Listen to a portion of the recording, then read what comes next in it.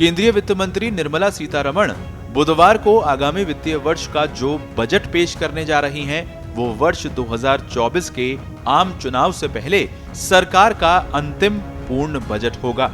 जाहिर है कि बजट में चुनाव की छाया रहने वाली है। प्रधानमंत्री नरेंद्र मोदी ने भी कहा है कि हमारे बजट पर न सिर्फ भारत बल्कि पूरी दुनिया का ध्यान है। ऐसे में लोगों की अपेक्षाएं भी कम नहीं हैं। बजट पूर्व आर्थिक सर्वेक्षण में जो संकेत दिए गए हैं, उसके मुताबिक भारतीय अर्थव्यवस्था कोविड महामारी, रूस यूक्रेन युद्ध और दुनिया के देशों में मौद्रिक सख्ती की 3 बड़ी चुनौतियों के बावजूद सभी क्षेत्रों में विकास के पथ पर आगे बढ़ रही है। दुनिया के कई देशों से पहले ही भारत ने कोरोना पूर्व की स्थिति हासिल कर ली है, जो संतोषजनक कही जा सकती है। बीते वर्ष जब 2022-23 के लिए आर्थिक सर्वे रिपोर्ट पेश हुई, तब 2022-23 में भारतीय अर्थव्यवस्था की विकास दर 8 से 8.5% तक रहने का अनुमान लगाया गया था। अब आर्थिक सर्वे में ये कहा गया है कि 2022-23 में विकास दर 7% रह सकती है।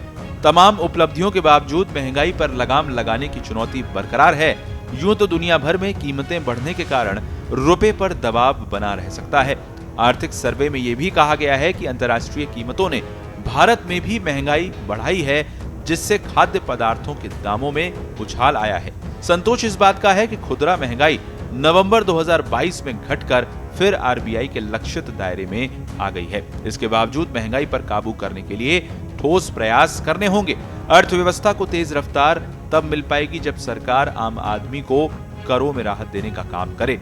हर बजट में खास तौर से मध्यम वर्गीय और नौकरी पेशा लोगों को व्यक्तिगत आयकर में छूट की उम्मीद रहती है। कहा भी जाता है कि आम आदमी के हाथ में पैसे बचेंगे तो उसकी क्रय शक्ति भी बढ़ेगी। बजट में यूं तो वित्त मंत्री के सम्मुख दोहरी चुनौती रहने वाली है। सरकार की जन कल्याणकारी योजनाओं में अधिकाधिक प्रावधान तो करना ही होगा, साथ ही चहुमुखी विकास के लिए भी पर्याप्त बजट प्रावधान करने होंगे। विचार इस बात पर भी करना होगा कि आखिर देश के 81 करोड़ लाभार्थियों को राष्ट्रीय खाद्य सुरक्षा अधिनियम के तहत मुफ्त खाद्यान्न देने की नौबत अब भी क्यों आ रही है। जाहिर है कि लोगों को रोजगार उपलब्ध कराने की दिशा में भी आवश्यक कदम उठाने होंगे। बजट से यूं तो हर वर्ग की अपनी अपनी अपेक्षाएं रहती हैं, लेकिन लोगों की रोटी, कपड़ा और मकान की जरूरतें प्राथमिकता से पूरी होनी ही चाहिए। स्पेशल रिपोर्ट, पत्रिका टीवी।